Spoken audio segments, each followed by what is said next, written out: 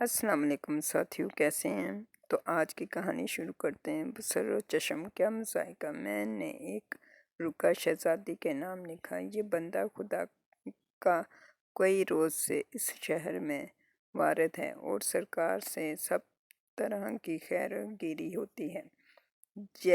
जैसी खूबियों और नेक नामियाँ मलका की सुनी थी, इससे चार चंद पाया। आप हजूर अरकान दौलत यूँ कहते हैं कि जो मतलब और तमन्ना तेरी हो सो ज़ाहिर कर। इस वास्ते जो दिल की आरज़ू है सो अर्ज़ करता हूँ कि मैं दुनिया की माल का मोहताज नहीं, अपने मुल्क का मैं भी बादशाह हूँ। फ़कत यहाँ आना और मोहब्बत मेहनत उठाना आपके इश्तियाक के सबब हुआ, जो तन्हा इस सूरत से आ पहुँचा हूँ। अब उम्मीद है कि हुजूर मुझे कबूल फरमाकर मुझसे शादी कर लेंगे। आगे जो मर्जी मुबारक। लेकिन अगर ये आरज़ू खाकसार की कबूल ना होगी तो इसी तरह खाक छानता फिरेगा। ये मुद्दा लिख कर इस ख्वाजे को दिया। इसने शहज़ादी तक पहुँचाया। बात एकदम के फिर आया और मुझे अपने साथ महल में ले गया। जब मैं बूढ़े ख्वाजा सरा के साथ इस महल में दाखिल हुआ तो आंखें चकाचौंध हो गई। नहायत खूबसूरत इमारत थी। दीवारों पर सुनहरी चौखट में पर लगी हुई तस्वीरें आवीज़ा थीं। कीमती झाड़ फानूस छतों से लटक रहे थे। हर तरफ फर्श पर उम्दा कालीन बिछे हुए थे, इतने नरम के घुटनों तक पाँव धन से जाते थे। जिधर देखो ज़र्क बर्क लिबास पहने खादमाएँ घूम रही थीं। इन सब चीज़ों को हैरत से देखता चला जा रहा था। एक जगह पहुंचकर ख्वाजा सरा रुक गया। एक बूढ़ी खातमा आगे बढ़ी और मुझे एक आलीशान कमरे में ले गई। दरमियान में जाली का पर्दा लटक रहा था। दूसरी जानिब मलका तख्त पर बैठी थी। कई ख्वाजे खिदमतगार बेतकल्लफ लिबास पहने हुए हाथ बांधे सामने खड़े थे। एक खातून पर्दे के पास अदब से खड़ी थी। मैंने सबसे पहले इसे सलाम किया। इस खातून ने बड़ी मेहरबानी से जवाब दिया और हुक्म किया कि आओ बैठो। फिर मलका का ये पैगाम सुनाया। तुम्हारा ख़त मिला। मलका हजूर ने पढ़ा। तुम्हारी ख्वाहिश ठुकराई नहीं गई, मगर शादी से पहले एक शर्त पूरी करनी भी ज़रूरी है। मैंने जल्दी से पूछा, वो शर्त क्या है, मुझे बताएं, मैं इसे ज़रूर पूरा करूँगा। इस खातून ने तब बहरोज़ नामी एक ग़ुलाम को बुलाकर दास्तान सुनाने के लिए कहा। वो यूँ बोला, मलका हजूर की तरफ से तिजारत के लिए मैं मुख्तलिफ मुल्कों में जाया करता था। एक बार ये इत्तेफाक हुआ कि शहर नीमरोज़ में पहुंचा और वहां महीने की पहली तारीख को अजीबोगरीब वाक़या देखा। शहर के तमाम लोग मैदान में जमा होते। फिर जंगल की तरफ से एक नौजवान जर्द बैल पर सवार था, हाथ में नंगी तलवार लिए चीखता हुआ आया। एक खूबसूरत गुलाम इसके हमराह होता। बीच मैदान में आकर एक हाथ में नाथ और एक हाथ में नंगी तलवार लिए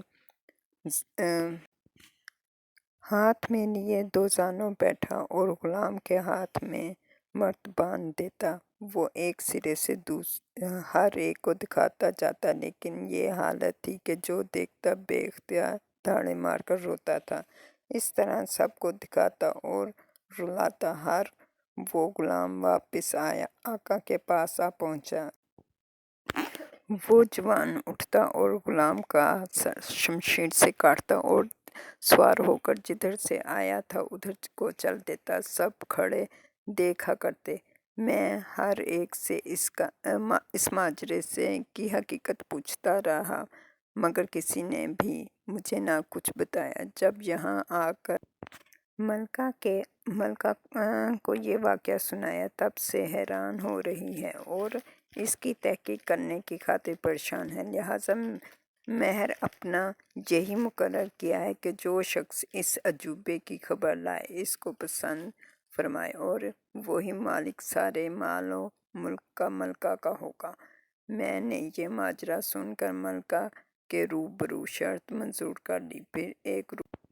پھر ایک راز دریافت کرنے کی اجازت چاہی۔ ملکہ کا حکم پا کر میں نے کہا، جس وقت سے اس ملک کی سرحد میں داخل ہوا ہوں، مہمان نوازی میں کوئی کمی نہیں دیکھی۔ کھانے پینے کے علاوہ سامان بھی مسافر کو دیا جاتا ہے۔ روزانہ سینکڑوں مسافر آتے ہیں، آخر اتنا سارا خرچہ کیوں کر پورا ہوتا ہے؟ تب اس خاتون نے کہا، ہماری ملکہ ایک بادشاہ کی بیٹی ہیں، اپنی 7 بہنوں میں یہ سب سے چھوٹی ہیں۔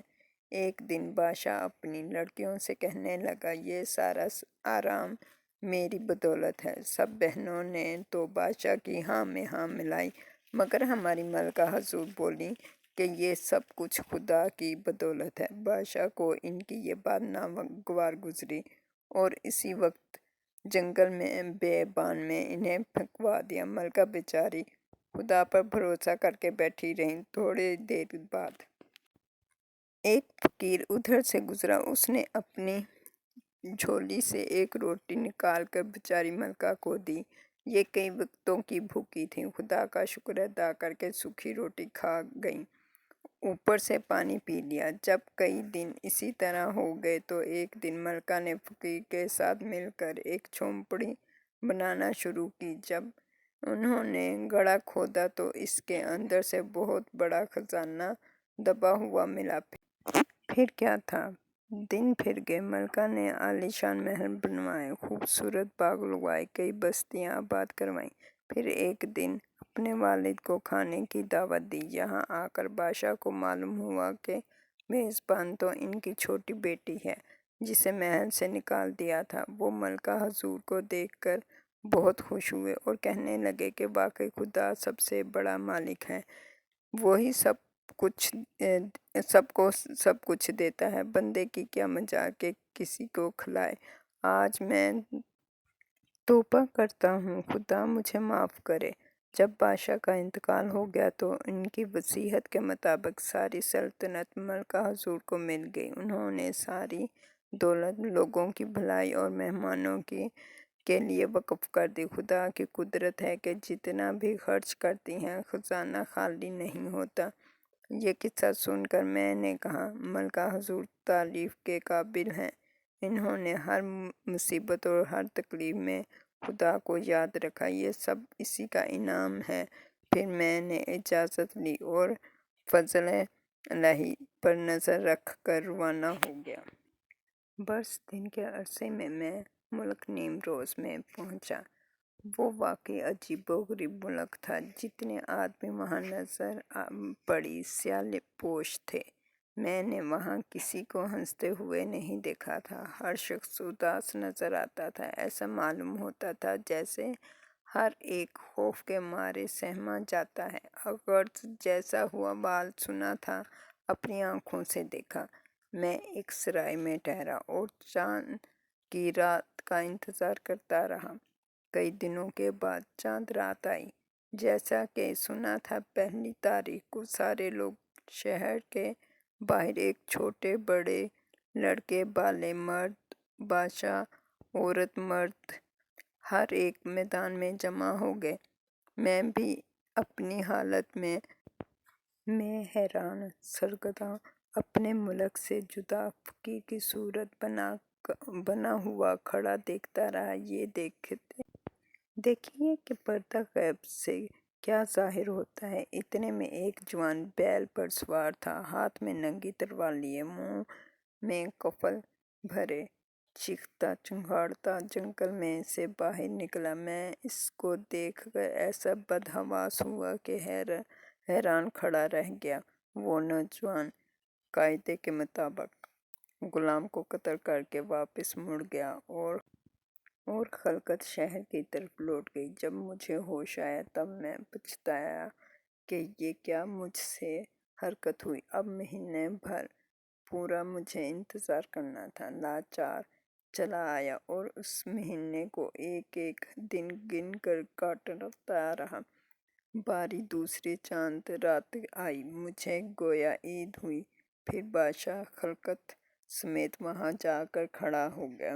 تب میں نے دل میں پکا ارادہ کیا کہ اب کی بار جو ہو سو ہو، خود کو سنبھال کر اس ماجرے کو معلوم کیا جائے گا۔ چنانچہ جیسے ہی وہ نوجوان غلام کا سر تن سے جدا کر کے واپس مڑا، میں بھی اس کے پیچھے تیز تیز قدم اٹھا کر چلنے لگا۔ شہر کے آدمیوں نے میرا ہاتھ پکڑا اور کہنے لگے، کیوں جان بوجھ کر مرتا ہے؟ اگر ایسا تیرا دم ناک میں آیا ہے تو بہتر صورت مرنے کی ہے، مرے رہو۔ میں نے چیخنا چلانا شروع کیا کہ مجھے مت پکڑو، جانے دو، میں اس سوار کے ساتھ ضرور جاؤں گا۔ لیکن میری کوشش کامیاب نہ ہوئی اور لوگ مجھے پکڑ کر شہر لے آئے۔ عجیب طرح کا خلق پھر مہینے بھر گزارا۔ تیسری دفعہ میں نے ایک ترکیب نکالی۔ جب اس نوجوان کے آنے کا دن ہوا، میں سب سے الگ نماز کے وقت اٹھ کر جنگل میں گیا اور اس نوجوان کے عین رستے میں درختوں کے پیچھے چھپ گیا۔ وہ شخص اس قاعدے سے آیا اور وہی حرکت کر کے سوار ہو کر چلا۔ میں اس کے پیچھے پیچھے دوڑتا بھاگتا ساتھ ہو لیا۔ اس نے آہٹ سے معلوم کیا کہ کوئی آتا ہے۔ ایک بار بیل کی باگھ موڑ کر ایک نعرہ مارا اور کھڑا ہو گیا، تلوار کھینچ کر میرے سر پر آ پہنچا، چاہتا تھا کہ حملہ کرے۔ میں نے نہایت ادب سے سلام کیا اور دونوں ہاتھ باندھ کر کہنے لگا، بابا میں ایک فقیر ہوں، مجھے کیوں مارتے ہو؟ اچھا جا، معاف کیا، اب سامنے نہ آنا۔ یہ کہہ کر وہ نوجوان آگے بڑھا، میں اس کے پیچھے پیچھے پھر چل پڑا۔ وہ مجھے دیکھ کر گھبرایا اور آنے سے منع کیا، لیکن میں ہمت کر کے چلتا ہی گیا، یہاں تک کہ وہ ایک مکان کے سامنے گھوڑے سے اتر کر اندر چلا گیا۔ کچھ دیر بعد مجھے بلوایا اور پوچھنے لگا، تجھ پر کیا ایسی آفت آئی ہے جو تو اپنی موت کو ڈھونڈتا پھرتا ہے؟ میں نے شروع سے آخر اپنا قصہ بیان کیا۔ سن کر افسوس کرنے لگا۔ اس کے بعد ہمیشہ مہربانی سے پیش آتا رہا۔ ساتھیو، کیسی لگی آپ کو آج کی کہانی؟ سبسکرائب اور لائک ضرور کیجیے گا اور مجھے اپنی دعاؤں میں یاد رکھیے۔